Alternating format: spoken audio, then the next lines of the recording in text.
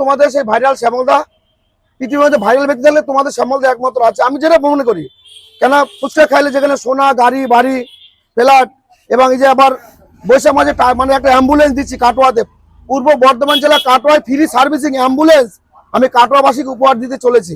তো একটা কথা না বলি না, এই যে কলকাতার বাঘাযতীন যে ডিজে অরুণ যে সাঁওতালকে নিয়ে যে বলেছে, এটা ক্ষমার অযোগ্য। আমি চাই ওকে অ্যারেস্ট করে ফাঁসি দেওয়া হোক, কোনো ব্যাপার নেই, জাত তুলে কখনো বলতে পারে না, কিন্তু ওনার স্ত্রী তো কিছু করেনি। তো আমি চাই ওনার এই আঘাতের জন্য পরিবারকে, ওনার পরিবারের উপর না আসে, ওনার তো সংসার ওইটার উপরেই।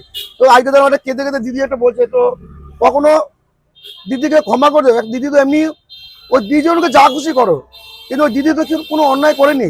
দিদি সবার কাছে সবার দিদি। তো আমি চাই দিদি যেন দোকানটা এটা করতে পারে। তো এটা আমার রিকোয়েস্ট, এটা আমি একটা গ্রামের ছেলে হয়ে সামনে একটা ফুচকা হয়ে আমি বলছি দিদিকে যেন মাফ করে দেওয়া হোক।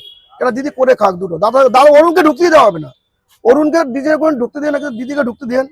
দিদি দুটো পরোটা পেয়েছে, সংসার চালায়, দুটো চারটে পেট আছে। তো আমি চাই না কখনো দিদির ভাতটা মারো।